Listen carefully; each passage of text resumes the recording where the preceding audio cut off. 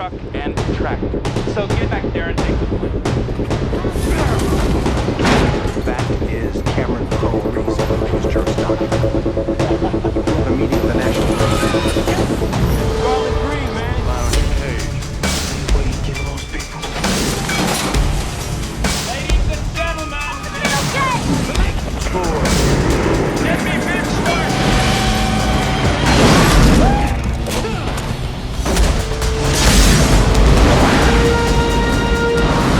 Welcome back sa PS Rewind. Isang eroplano na na-hijack ng pinakadelikado, pinakamapanganib at mauutak na preso. Makakatakas na sila ng walang kahirap-hirap. Malas lang nila. May isang ex-Army Ranger na sakay ng eroplano ang pipigil sa kanilang lahat. Ating balikan ang Con Air 1997. Hiling mo bang balikan ang pinakamagagandang movie sa kasaysayan? Subscribe para sa marami pang masasarap na recap. Kakauwi lang ng Army Ranger na si Cameron galing sa deployment. Dumiretso siya sa resto bar na pinagtatrabahuhan ng asawa niyang si Tricia. Excited na siya dahil magkakababy na sila. Habang sumasayaw ang mag-asawa, may tatlong lasing na lalaki ang nangbabastos sa kanila. Pinipigilan siya ni Tricia na huwag silang patulan kahit gustong gusto niya nang basagin ang mukha nila. Paglabas ng bar ay inabangan pa sila ng mga ugok. Hindi na nakapagpigil pa si Cameron para turuan sila ng leksyon. Pinagtanggol ang sarili at sa training niya bilang ranger, walang kahirap-hirap na pinatumba ang tatlo. Ang problema lang ay hindi niya sinasadyang napatay ang isa sa mga ito. Ganun pa man ay hinatulan pa rin siya ng 7 hanggang 10 taong pagkakakulong. Dahil umano sa pagiging ranger niya at pagkakaroon ng skills ay isa siyang delikadong sandata na hindi pwedeng gamitin sa mga sibilyan. Wala silang nagawa kundi tanggapin ang kapalaran nilang mag-asawa. Lumipas ang ilang taon, patuloy ang pagpapadala nila ng sulat sa isa't isa hanggang sa lumaki at nag-aral na ang anak nila na si Casey. Kahit hindi pa nagkikita ang mag-ama ng personal, hindi ito naging dahilan para hindi nila mahalin ang isa't isa sa pagpapadama ng pag-ibig sa kanilang mga sulat. Lumipas ang maraming taon ay dumating na sa wakas ang araw na pinakihintay ni Cameron. Makakalaya na siya. Walang pagsidla na ang saya at paulit-ulit na binabasa ang sulat ng anak niya. Excited dahil kasabay ng paglaya niya ay ang birthday mismo ng anak niya. Kasabay ni Cameron ang kaibigan niya sa selda na si Baby O sa Jailbird na eroplano ng mga preso. Pero bababa rin siya ng Alabama dahil lalaya na siya. Tapos ililipat naman sa ibang kulungan ang kaibigan niya. Lingid sa kaalaman ni Cameron na kasabay ng araw ng paglaya niya ay ang matinding kamalasan. Marami sa tawagin nating mga superstar sa kulungan ang makakasabay niya din sa eroplano. Mga notorious criminal, rapist, drug lord at serial killer. Ililipat din kasi sila sa pinakamahigpit na kulungan sa bansa. Dahil sa mga bigating preso na sasakay sa Jailbird, dobling higpit ang gagawing security ng US Marshals sa biyaheng ito. Si Vince ang in charge sa lahat ng operasyon kasama ng kanyang deputy na si Skip. Nakipag-ugnayan din sa kanila si Maloy ng DEA dahil isa sa magiging pasahero dito ang drug lord na si Sendino at kailangan nilang makakuha ng impormasyon sa kanya sa investigasyon ng illegal drug activities ng gang nila. Kaya maglalagay sila ng isang agent na magkukunwaring preso na si Willie para kaibiganin ang naturang drug lord. Ilang minuto ang lumipas, isa-isa nang pinasakay ang mga preso sa eroplano. Kinilala ng marshals at DEA kung sino ang mga preso at kung ano ang mga kaso ng mga ito. Isa dito ang notorious na kriminal si Cyrus the Virus. Kaya mas doble ang pagkakadena sa mga ito. Si Cameron ay nakikisakay lang sana pauwi. Nang pag-akyat ni Agent Willie, si Maloy ang pakunwaring nag-inspeksyon sa kanya at palihim na naglagay ng baril bilang proteksyon niya. Sa loob ng eroplano, may kanya-kanya ding kulungan ang may mabibigat na kaso. Samantalang si Cameron at iba pa ay nakaupo lang sa labas. Pero bago pa man sila makalipad, ay nagsimula ng gumawa ng milagro si Cyrus at ang notorious criminal din na si Nathan. Hinugot ang mga karayom na siniksik nila sa palad at madaling nakalaga ng kanilang mga posas. Si Pinball naman sa may upuan ay mas talentado. Hinugot sa lalamunan ang maliit na plastic na may laman ng posporo at gasolina. Sinindihan saka init siya sa katabi.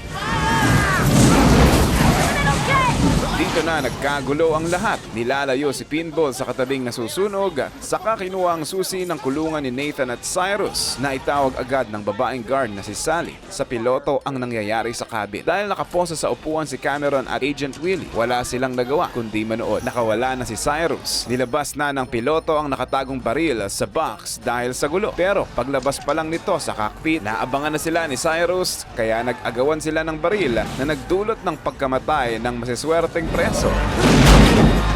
hanggang sa manaig si Cyrus at pinatay ang piloto. Oh my God. Say there was a Tinutukan ng baril ang kapitan at sinabihang huwag i-report ang sitwasyon nila kung gusto niya pang mabuhay. At hijack success! Si Cyrus na ang hari ng eroplano. Iyak na lang si Cameron dahil muntik pa siyang makalaya at makaabot sa birthday ng anak. Para hindi mahalata ng otoridad na na-hijack na ang eroplano, itutuloy nila ang schedule na may 6 na preso ang bababa sa stopover at 10 naman ang aakyat. Kalaunan ay pinagtatanggal na nila ang posas ng lahat ng preso. Nang makawala si Agent Willie, nilabas na nito ang baril at hinostage si Pinball. Sinubukan ni Cameron na pakalmahin siya at huwag nang ituloy ang binabalak. Nagtago si Cyrus sa likod ni Sally. Akala ng agent ay kaya niyang kontrolin ang sitwasyon, pero inatake siya ng presya sa likod at nang barilin niya.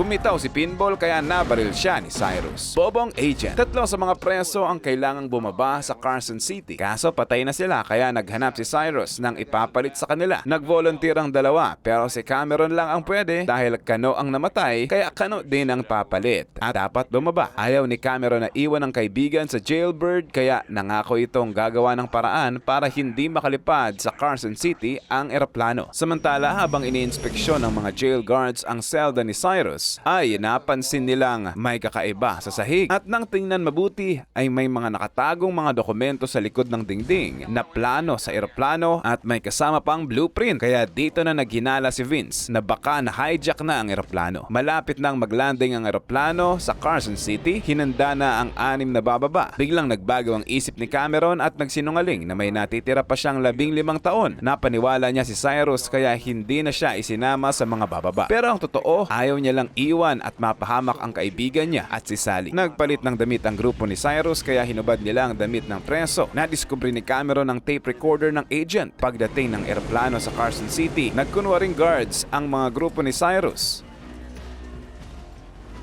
At dahil masama ang panahon, hindi ito nahalata ng mga guards dahil balot na balot sila. Isiniksik ni Cameron sa dibdib ng piloto ang tape recorder para makuha ng mga pulis. Nagpupumiglas ang mga ginawang preso pero hindi ito makapagsalita dahil nakabusal ang mga bibig nila. Sinabi ni Cyrus bilang head guard na maingay kasi at nandudura. Pinasakay na rin ang 10 preso sa eroplano at isa pala sa aakyat ay ang papalit sa piloto. Tinanggal agad nito ang transponder para hindi sila matrace ng air traffic. Kinuha ito ni Pinball at nilagay sa ibang eroplano. Saktong nakakita ng chicks kaya nakipagharutan muna. Nang palis na ang bus ng mga preso, nag-ingay ang piloto pero sinuntok pa ito sa dibdib. Tinamaan ang tape recorder at nalaglag sa sahig kaya nagduda ang mga guard at niradyo agad ito sa mga marshals. Sa pakikipagharutan ni Pinball ay hindi niya narinig ang pag-alis ng eroplano. Sinubukan nitong habulin at nagsisigaw sa bintana pero pinagtawanan lang siya ng lalaking sinunog niya kanina. Aray ko! Maya-maya, lumipad na rin ang eroplanong nilagyan ni Pinball ng transponder na isa pa lang tourist plane. Balik sa airport, nalaman ni Maloy ang nangyari sa jailbird at ang pagkamatay ng kanyang agent kaya galit na galit ito kay Vince. Nag-request na sila ng mga helicopter para sundan ang transponder dahil nakikita naman nila kung saan ito pupunta. Pinalam na rin ni Vince sa mag-ina ni Cameron na madedelay umano ang pagdating ng kanyang asawa dahil nagkaproblema sa eroplano. Naisip ni Vince na may posibleng kakampi sila sa jailbird, ang ex-US Army Ranger na si Cameron. Dahil sa ginawa niyang hakbang para maalerto sila at hindi siya bumaba sa Carson City kahit pwede niya namang gawin. Nag-away na sila at hindi kumbinsido si Maloy dito at gusto niya nang pabagsakin ang jailbird dahil sa pagkamatay ng agent niya. At puro kriminal lang din naman ang sakay ng eroplano kaya lumarga na sila para pabagsakin ito. Balik sa jailbird, nalamin na lang hindi sila makakarating sa eksaktong oras dahil may nagpapabagal sa lipad nila. Kaya nautusan sila Cameron na tingnan ang landing gear. Nadiskubre nilang naipit pala si Pinball sa gulong kaya nakabukas ang landing gear ng eroplano na siyang nagpapabagal sa kanila. Palihim na sinulatan ni Cameron ang damit ni Pinball ng lugar kung saan sila maglalanding saka hinulog. Kaya ilang minuto ang lumipas, nakatanggap agad ng tawag si Vince tungkol sa bangkay na bumagsak at ang nakasulat dito. Kaya tinawag din ni Vince ang impormasyon kina Maloy para bumalik na sila at puntahan ang Lerner Airfield na siyang isinulat ni Cameron. Pero nagmatiga si Maloy at pinatay ang radyo ni Vince at tinuloy ang plano. Walang masakyan si Vince kaya ginamit niya ang sasakyan ni Maloy papuntang airfield. Samantala, pinag-iinitan si Cameron ng isang preso at nag-usisa ito at nalamang nagsinungaling siya. Magsusumbong na siya kay Cyrus pero dadaan muna siya kay Cameron kaya pakabakbakan nila, tsugi siya. Ilang oras ang lumipas, nawawmali sina Maloy nang makita ang maling eroplanong sinundan nila. Napamura ito at sumunod din kay Vince sa airfield. Pagdating ni Vince sa airfield ay nagtago at nagmatsyag. Maya-maya lang ay dumating na din ang jailbird. Muntik pa nilang makabangga ang isang maliit na eroplano sa runway. Dahil sa laki nito ay nahirapan silang umiwas at sumagi sa mga poste.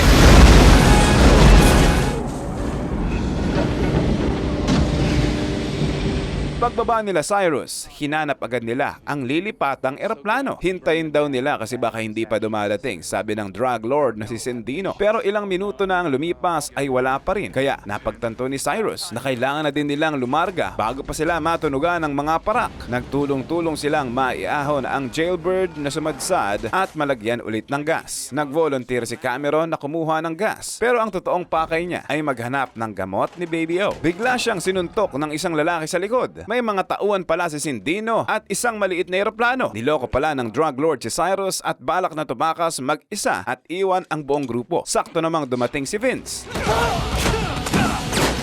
Pagbakbakan muna siya at walang kahirap-hirap na pinatumba silang lahat gamit ang muscles niya. Pagkatapos ay nalaman rin ni Vince kung bakit hindi makaalis si Cameron. Nagkwentuhan sila, naglano at paparating na daw ang backup ni Vince at mga helicopter. Kaya madali na nilang mahuli ang jailbird. Sa pagkakataong ito, tumakas na si Sendino. Tumakbo na ito papunta sa building kung saan nakatago ang eroplano. Nakita ni Vince na papaalis si Sendino kaya mabilis na nakaisip ng paraan para pigilan siya. Muntik ka pa. Galit na galit si Cyrus nang malamang gugulangan pa sila nito. Anara. Kaya sabog ka, Pugoy! Alam ni Cyrus na may baril sa jailbird kaya gagamitin nila ito para pang-ambush sa mga paparating na pulis. Nang papalapit na ang mga parak, nakapwesto na sila Cyrus. Sinubukan pa silang balaan ni Vince pero sabog na silang lahat. Simulan na ang bakbakan. Sa gitna ng putukan, sinikap ni Cameron makabalik sa eroplano. Bit-bit ang gamot ni Baby O. Dinali ang eroplano sa poste para hindi makaalis. Inabutan niya pa ang manyakis na gagahasain na si Sally. Kaya genombag niya ito. Ginamit ni Vince ang lumang bulldozer panangga.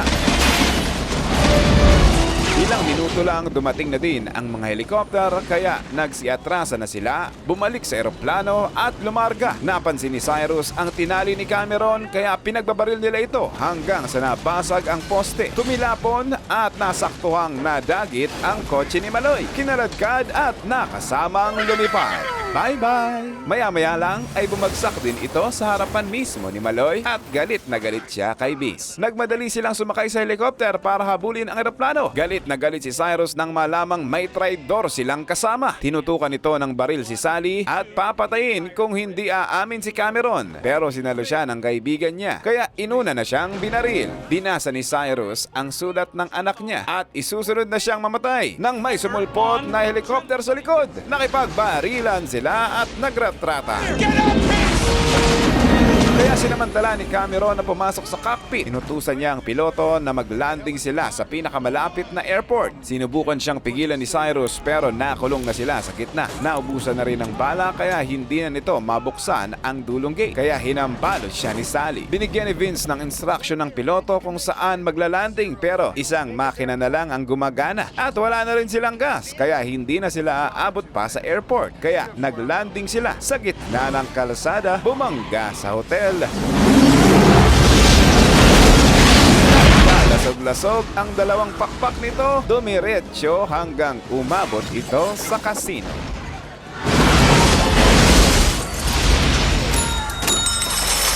To the rescue agad ang mga pulis at nahuli ang mga preso. Wait, teka, may kulang. Nang halugugin ni Vince ang loob ng eroplano ay wala ang mastermind at iba pang mga preso dahil sa ilalim pala sila dumaan. Maya-maya ay namataan ni Cameron at Vince si Cyrus na sakay ng papaalis na fire truck. Sinundan nila ito sakay ng motorsiklo. Pinagbabaril sila.